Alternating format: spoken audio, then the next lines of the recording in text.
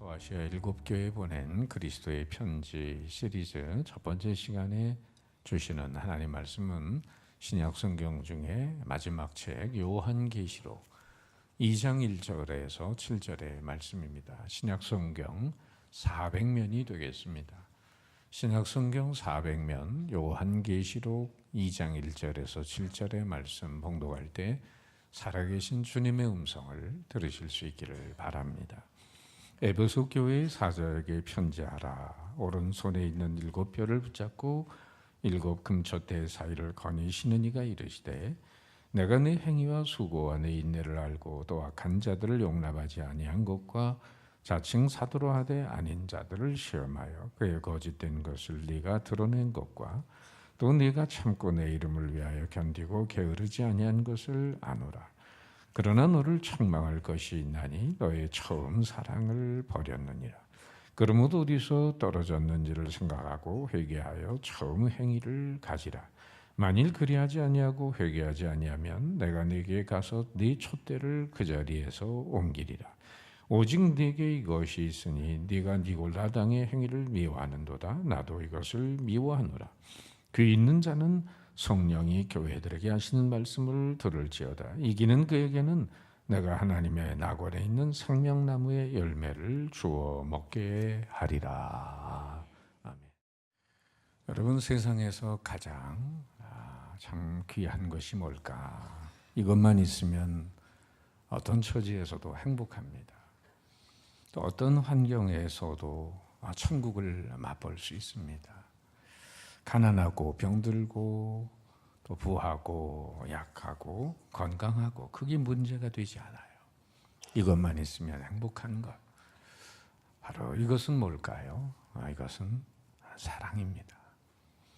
사랑하는 사람만 있으면 또 사랑을 받으면 사랑을 주면 사랑을 느끼면 누구하고도 행복할 수 있습니다. 사람은 사랑을 먹고 사는 존재입니다. 오늘 많은 사람들이 뜨겁게 사랑하고 또 가정을 이루게 됩니다. 근데 뒤늦게 가서 사랑이 깨지고 미움으로 곤두박질을 치고 힘들어하고 절망하게 되는 그런 이유는 도대체 뭘까? 2가지 이유를 생각해 봅니다. 첫째는 사랑이 아닌 것을 사랑으로 착각했어요.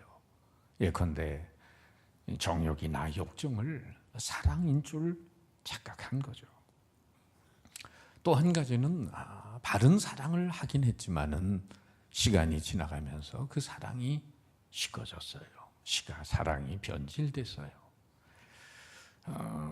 어느 부부가 드라이브를 즐기던 부부가 사소한 일로 말다툼을 벌입니다. 차 안에서 서로 말도 안 하고 썰렁하게 집으로 돌아오는데 심기가 상한 남편이 방향등도 켜지 않고 그냥 차를 휙 돌려버리니까 뒤따라오던 트럭이 쫓아오더니 창문을 열고는 그 남편한테 이 머저리 병신 얼간이 쪼다 운전 똑바로 해 이렇게 야단을 치고 가니까 아내가 남편한테 당신 아는 사람이야? 어떻게 그렇게 당신에 대해서 잘 알아? 남편은 기분이 더 상했지만은 꾹 참고 차를 몰았어요. 가다가 차창 밖에 개 한 마리가 얼쩡거리는 걸 보면서 차를 세우면서 남편이 아내한테 말합니다. 저기 당신 친척이 있네. 인사 좀 하고 가. 부인이 차에서 내려서 그 강아지한테 인사를 하면서 이렇게 말합니다. 그동안 안녕하셨어요, 시아주버님. 참 사랑의 지속성이 없는 걸 봅니다. 환경이 달라지면 변질되고 상하고 마는 이런 사랑. 참 천생연분이라고 시작을 했는데 어느새 평생 원수가 돼버리고 말았어요. 여러분, 왜 그럴까요? 변치 않는 사랑으로 살아가야 하는데 변화무쌍한 사랑 속에 살아갑니다. 세월이 아무리 변하고 세상이 변해도 이 사랑만큼은 변질되지 않아야 하는데 말이에요. 70년대에 많이 불려졌던 팝송 가사 중에 이런 제목이 있습니다. Tie a yellow ribbon round the old oak tree라고 하는 건데, 참나무 주변에 노란 리본을 달아주세요. 이런 팝송입니다. 여기 아주 감동되는 사연이 있어요. 빙고라고 하는 남자가 플로리다라고 가는 버스를 타고 있었습니다. 여러 시간 그는 가면서도 말이 없었어요. 침울하고 근심에 쌓여있고 초조합니다. 어떤 친절한 사람이 다들 버스에서 이런저런 얘기를 하고 즐겁게 가는데 그 사람만 침울하게 있으니까 다가가서 말을 걸었습니다. 굳게 닫은 그 입을 열고 자기 마음을 얘기합니다. 나는 죄를 짓고 그동안 4년 동안 뉴욕의 형무소에서 감옥 생활을 했습니다. 오늘 형기 마쳐서 이제 집으로 돌아가는 중입니다. 근데 나는 너무나 부끄러운 일을 과거에 저질러서 4년 전 아내에게 나를 잊어버리고 다른 남자 만나서 결혼하고 살라고 권유를 했습니다. 한 1년쯤 연락이 오더니 3년 전부터 아내는 연락을 끊었습니다. 그러나 출가밀이 가까워지고 딱히 갈 때도 마땅치 않은 나는 일단 집으로 돌아가기로 작정했습니다. 내 집은 브로클힐이라고 하는 마을에 있는데 그곳에 이 버스가 지나가는 길가에 위치해 있습니다. 마을 오기에는 큰 참나무가 하나 있습니다. 나는 아내에게 수일 전 이런 편지를 보냈습니다. 여보, 내가 이 버스를 타고 우리 마을을 지나갈 때 만약에 당신이 나를 영접해 준다면 참나무에 노란 리본 하나를 달아주세요. 그것이 나를 당신이 영접해 주는 사인 줄 알고 버스에서 기쁘게 내려서 집으로 뛰어 들어갈게요. 그러나 만일 노란 리본이 그 참나무에 달려있지 않으면 나는 당신이 다른 남자와 결혼하고 행복하게 사는 줄 알고 이 버스를 타고 나는 그냥 지나쳐 어디론가 사라질게요. 그런 얘기를 하는데 바로 그 말 걸어온 사람에게 이제 집이 거의 다가오는데 제 마음이 너무 초조합니다. 이 얘기를 들은 버스에 앉은 모든 사람들이 다 같이 초조해하면서 언제 참나무가 보이기를 기다렸어요. 그런데 불현듯 차 안에서 탄성이 터졌습니다. 그 큰 참나무에 온통 참나무가 노랗게 물이 들어 있었습니다. 노란 리본 하나만 묶어두면 되는데 거기라도 이 남편이 그냥 지나칠까 봐 이 아내는 리본 하나가 아니라 리본을 참나무에 잔뜩 달아 놓았던 거죠. 마치 이 그림처럼 말이에요. 할렐루야. 여러분, 이 같은 사랑이 우리는 아쉬운 때를 살아갑니다. 환경과 여건을 초월한 변함없는 사랑, 순수한 사랑, 끝없는 사랑, 지속적인 사랑, 이런 사랑이 벌써 옛날 얘기가 되고 있는 거예요. 안타까운 현실은 오늘 사랑이 변질돼서 사랑이 상품화되고 수단화되고 있습니다. 사랑이 있긴 있는 것 같은데 철저히 이기적이고 정욕적인 사랑으로 변해버리고 말았습니다. 말세가 되면은 이 사랑의 타락이 온다고 디모데후서 3장에서 사도 바울은 이렇게 예고를 해주고 있습니다. 너는 이것을 알라. 말세에 고통하는 때가 이르러 사람들이 자기를 사랑하며 돈을 사랑하며 중간에 좀 생략하고 쾌락을 사랑하기를 하나님 사랑하는 것보다 더하며 경건의 모양은 있으나 경건의 능력은 부인하니 이 같은 자들에게서 네가 돌아서라. 예수님도 마태복음 24장에 종말장이라고 하는 곳에서 사랑이 이렇게 변질될 거다라고 한 말씀이 있습니다. 불법이 성함으로 많은 사람의 사랑이 식어지리라. 이 시대는 감상적인 사랑, 무기력한 사랑, 이기적인 사랑, 관념화된 사랑, 수단화된 사랑, 계산된 사랑이 난무합니다. 우리는 이런 시대 속에서 참사랑의 본질을 찾아가야 합니다. 그런데 문제는 인간끼리의 사랑만 변질되는 것이 아니라 오늘 신앙을 가지고 하나님의 사랑 속에 살아가는 신자들의 모습 속에 주님을 향한 사랑의 타락과 변질이 있다고 하는 것입니다. 신앙생활 사원 가운데서도 영적인 갱년기를 맞이하고 있는 거죠. 매너리즘에 빠지고 열정은 다 사라지고 억지로 하던 일을 답습하고 있고 영혼 사랑하는 마음은 온데간데 없고 하던 일에 피곤과 짜증과 원망, 불평이 가득 차 있는 신자의 모습 말이에요. 이런 문제를 가지고 있었던 교회가 바로 계시록에 등장합니다. 그 교회가 소아시아 7교회 중에 에베소 교회였습니다. 사도 요한이 밤의 섬에 유배돼서 하늘의 환상을 보면서 요한계시록을 쓰게 되는데 그 밤모섬은 바로 에베소 교회 앞에 있는 바다에 놓여 있습니다. 가장 가까운 밤모섬에서 가까운 에베소 교회부터 그리스도의 편지를 전달하게 되는데 계시록 2장 3장에 나오는 소아시아 7교회의 7이라고 하는 숫자는 성경에서 완전수로 알려져 있어요. 그러니까 이것은 단지 2000년 전에 있었던 그 교회들만이 아니라 오늘 오고 오는 모든 세대 속에 교회에게 주시는 그런 그리스도의 편지입니다. 우리는 소아시아 7교회를 향한 주님의 음성을 통해서 오늘 나의 믿음을 점검하고 우리 교회를 향해 주시는 주님의 음성을 들을 수 있어야 합니다.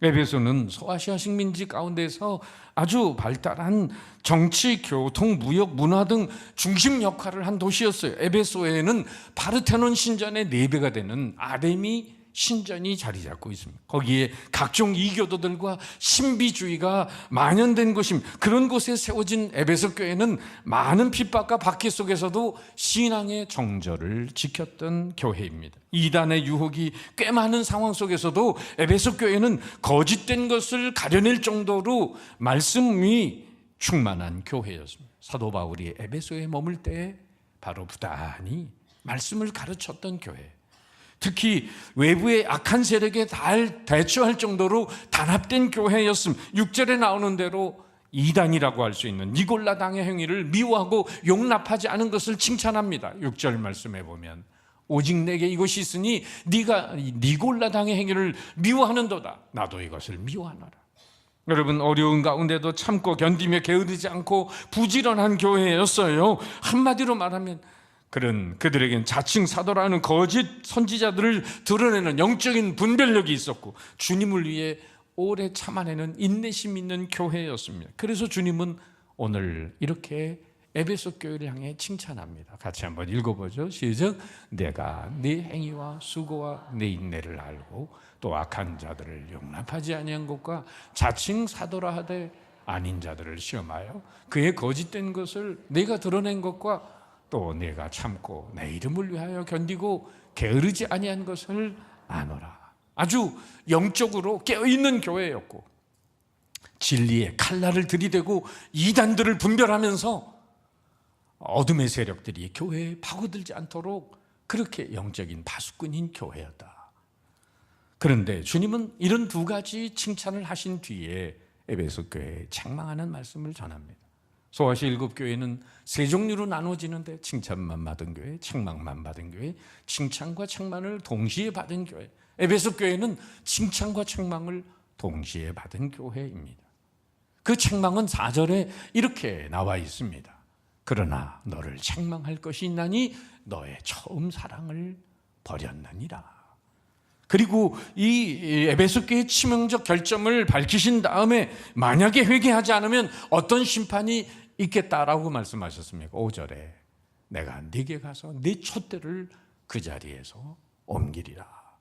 교회는 촛대와 같이 어둠 속에서 길잡이가 되는 바다의 등대 역할을 합니다. 어두운 세상을 밝히는 영적인 등대가 바로 교회입니다. 그런데 회개하지 않으면 결국은 교회가 온데간데 없이 사라진다는 것입니다. 지금 사실 터키의 성지순례를 가면 이 7교회를 반드시 방문을 하게 되는데 터만 남아있고 교회는 간 곳이 없어. 온데간데 없습니다. 주님은 에베소 교회에 이 처음 사랑을 버렸다고 지적했는데 여러분, 사랑이 왜 그렇게 중요한 걸까요? 고린도전서 13장을 우리는 사랑장이라고 부르잖아요.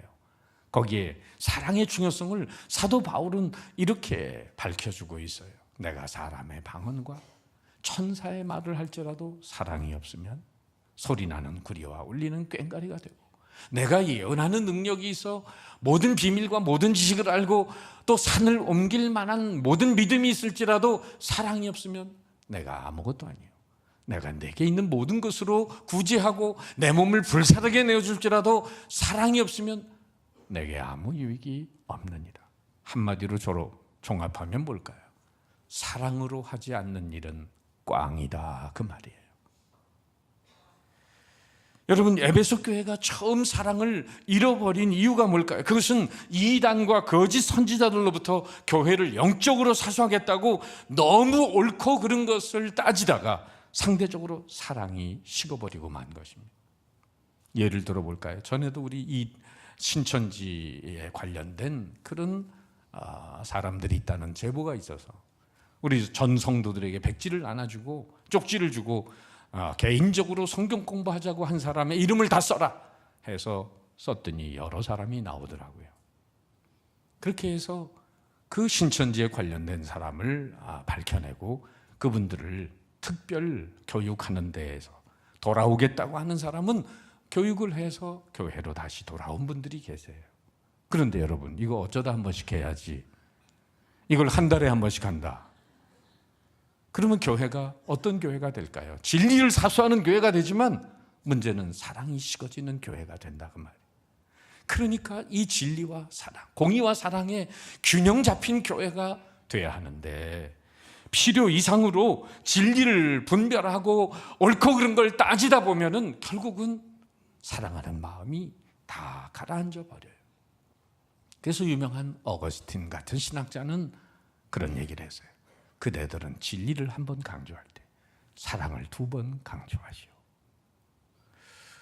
여러분, 부부간에도 마찬가지아니에요. 너무 서로 간에 뭐가 맞고 틀리고 따지고 뭐하고 어디 갔다 왔냐 뭐 했냐 뭐 그냥 늘 견해 차이 있어가지고 누굴 만나냐 사사건건 따지다 보면 왠지 의견의 대립으로 한 사람이 말을 잃었다 하더라도 할 말을 잃었다 하더라도 결국은 졌다고 하지만, 논리적인 싸움에 졌다고 하지만 사랑하는 마음은 식어버리거든요. 그래서 베드로전서 4장에 보면 사도 베드로가 무슨 말씀을 하고 있냐면은 무엇보다도 뜨겁게 사랑할지니 사랑은 허다한 죄를 덮느니라. 에베소 교회가 처음 잃어버린 이 처음 사랑 의미는 뭘까? 3가지로 생각을 해보면 우선 질적인 의미에서 첫 번째, 모든 것 위에 먼저 사랑, 최우선적인 사랑을 의미합니다. 옛날 유머 중에 여러분 아시는 게 있어요. 그런 유머 있잖아요. 경찰관과 소방수가 싸우면 누가 이길까요? 소방수가 이긴다는 거예요. 왜? 물불을 안 가리니까. 근데 소방수하고 안 못 보는 맹인하고 싸우면 누가 이길까요? 그럼 맹인이 이긴다는 거예요. 왜? 눈에 뵈는 게 없으니까. 여러분, 정말 사랑하는 마음이 있으면 다른 건 눈에 뵈지 않습니다. 사랑의 비중이 너무 커서 다른 건 안중에도 없게 된다는 거죠. 한 남자와 한 여자가 진정으로 사랑을 한다고 생각해 보세요. 밥을 먹어도 좋고 안 먹어도 좋고 뭐 좋은 집이라도 좋고 낡은 집이라도 좋고 사랑하는 님과 함께라면 상관이 없는 마음이죠. 그 사랑 제일주의, 사랑 우선주의죠. 그 말인즉슨 영원한 사랑의 신랑 되신 예수님과의 관계로 말하면 주님을 너무 사랑한 나머지 다른 세상 것이 내 마음의 안중에 자리 잡는 게 없다는 거죠. 비중 둘 게 없다는 거죠. 여러분, 이게 처음 사랑이에요. 그러니까 주님의 일이 세상 일에 밀려서 자선이 될 수 없다는 거죠. 모든 것에 주님을 만나고 주님의 일을 하고 주님의 뜻을 최우선순위를 가지고 사는 상태, 프로토스 아가페, 처음 사랑의 마음입니다. 창세기 4장 아벨이 드린 제사에서 우리는 그 마음을 읽어봅니다. 양의 첫 새끼와 기름으로 드렸다. 쓰다 남은 찌꺼기로 가인은 드렸을 거예요. 그런데 하나님을 너무 사랑한 나머지 처음 낳은 첫 새끼로, 양의 첫 새끼로 드리고 가장 소중한 기름으로 드렸어요. 그러니까 아브라함이 모리아산에 이삭을 바치듯이 마리아가 결혼 지참금에 해당하는 옥합을 깨트려 주님께 향유를 부어드리듯이 최고로 정성을 다하고 최고의 우선순위로 드리는 헌신의 마음, 이게 바로 처음 사랑의 마음이에요. 어느 농부가 송아지 2마리를 이제 키우면서 잘 자라면은 한 마리는 우리 주님께 감사의 제물로 드려야지, 예물로 드려야지. 그런데 그 중에 한 마리가 병이 걸려가지고 시름시름 앓다가 결국은 죽게 됐어요. 그 송아지를 땅속에다 묻으면서 이 농부가 눈물을 뚝뚝 흘리면서 이렇게 고백합니다. 주님, 주님의 송아지가 먼저 죽었습니다. 에베소 교회는 바로 그 농부의 마음처럼 주님을 먼저 생각하고 주님을 위하는 마음이 떠났다고 하는 거예요. 따라서 주님의 첫사랑이 시작이 되면 내 것이 먼저가 되고 내 볼 일이 먼저가 되고 내 영광이 먼저가 되는 변질이 오는 것입니다. 여러분, 그래서 주님은 우선순위에 대해서 이렇게 강조하셨잖아요. 다 같이 시작. 그런즉 너희는 먼저 그의 나라와 그의 의를 구하라. 그리하면 이 모든 것을 너희에게 더하시리. 두 번째, 처음 사랑은 대상적인 측면에서 나 중심의 사랑이 아닌 상대방 중심의 사랑을 의미합니다. 처음 사랑은 모든 걸 사랑으로 소화합니다. 키가 크면 커도 좋고, 키가 작으면 작아서 좋고, 공부 많이 하면 아는 게 많아 좋고, 모르면 잘난 체 안 해서 좋고, 성격이 불같으면 적극적이라 좋고, 느긋하면 침착해서 좋고, 신혼 때 3층밥 하면 4층밥 안 해서 좋고, 죽을 써놓으면 내 속이 얼마나 안 좋은지 어떻게 알았냐고 그렇게 품어주니 좋고, 이게 처음 사랑할 때의 마음이잖아요. 상대방을 엄청 배려합니다. 그러나 이 첫사랑이 변질되면은 나 중심으로 변하는 거죠. 이걸 밥이라고 했냐? 이 돈 가지고 어떻게 살라는 거예요? 만족과 감사 대신에 불평과 원망과 비난이 난무합니다. 말수가 적을 때 남자가 무게가 있어서 좋았던 남편, 이젠 말 안 통하는 답답한 인간으로 취급을 하죠. 전에는 귀엽게만 들리던 아내의 수다가 이제는 지긋지긋한 잔소리로 들려오죠. 그리고 여러분, 결혼 전에 상대방의 매력 포인트가 이젠 결점으로 변하게 되는 거. 왜 그렇게 될까? 사랑이 식어졌기 때문이죠. 에베소 교회도 마찬가지. 하나님에 대한 사랑이 식어졌습니다. 그 결과 하나님 중심으로 하나님 사랑했지만 어느새 자기 중심으로 하나님 사랑합니다. 이웃을 위해 이웃을 사랑하는 게 아니라 자기를 위해 이웃을 사랑하는 척합니다. 하나님의 기쁨과 만족보다 자기 기쁨과 만족 때문에 봉사하고 수고합니다. 주님만을 위해 드린 순수한 사랑의 수고가 아니라 보상과 대가를 바라기 시작합니다. 드림으로서 받는 신앙이 아니라 받기 위해서 드리는 계산적 사랑으로 변질이 됩니다. 또한 처음 사랑을 버렸다는 세 번째 의미는 시간적인 면에서 처음 열심이 없어졌다고 하는 것입니다. 저도 연애할 때 헤어지기 싫어가지고요, 압구정동 소망교회에서 만났는데, 만나면 헤어지기 싫어서 저 도곡동에 처갓집이 있는데 거기까지 버스로 한 열 몇 정거장 되거든요. 오늘 걸어갑시다. 그러고서 손을 붙잡고 열 몇 정거장을 걸어가는데 어느새 이렇게 빨리 도착하는 거예요. 압구정동에서 도곡동까지 왜 이렇게 빨리 오는 거예요? 다시 교회로 갑시다. 또 교회로 걸어오는 거예요. 그리고는 또 도곡동으로 걸어가는 거예요. 요즘은 한 정거장도 안 갑니다. 그렇게 살갑게 헤어져 놓고도 집에 와서 또 모자라가지고 전화를 걸어서, 옛날엔 통행금지 때문에 뭐 빨리 12시 전에 들어와야 되는데 와가지고 밤새도록 전화를 거는 거예요. 뭐 할 얘기도 없으면서 계속 수시간 밤을 새고 전화해 본 적도 있어요. 참 미쳤지. 요즘은 뭐예요? 전화 걸면은 됐어, 빨리 끊어.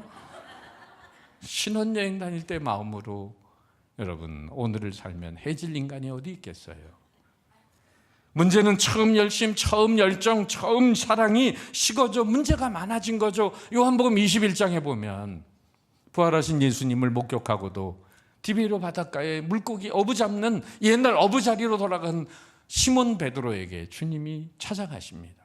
3번 부인했던 그것을 만회해 주려는 양 주님은 3번의 질문을 이렇게 던지십니다. 요한의 아들 시몬아, 네가 날 사랑하니? 여러분, 주님의 이 질문에서 우리가 느끼는 것은 주님 베드로, 시몬 베드로는 사랑이 식어졌어요. 정말 주님을 향한 우리의 사랑의 변덕이 참 많아요. 그런데 만일 주님이 우리를 사랑하시는 그 마음의 변덕이 심하시다면 오늘 우리가 예배당에 들어올 수 있을까요? 우리의 수 없는 허물과 부족에도 변함없이 사랑하시는 그 사랑 때문에 오늘 우리가 복을 누리고 있는 줄 믿습니다. 요한복음 13장 1절에 보면 예수님께서 십자가의 그 순교의 자리를 향해 가시면서 그러면서도 내 코가 속잔데 제자들을 어떻게 사랑했는지 이렇게 기록이 돼 있어요. 6월절 전에 예수께서 자기가 세상을 떠나 아버지께로 돌아가실 때가 이런 줄 아시고 세상에 있는 자기 사람들을 사랑하시되 어떻게? 끝까지 사랑하시니. 끝까지. 가룟 유다의 발도 씻으시는 주님의 사랑을 보잖아요. 43년 전 예능교회는 연예인 교회로 시작을 했고 주님을 향한 사랑의 열기와 선교의 열정은 선교 뮤지컬 공연과 더불어 저 높은 곳을 향하여 주기철 목사님 일대기 영화의 전 성도들이 출연할 정도로 은혜와 사랑의 열기는 가득했다고 전해집니다.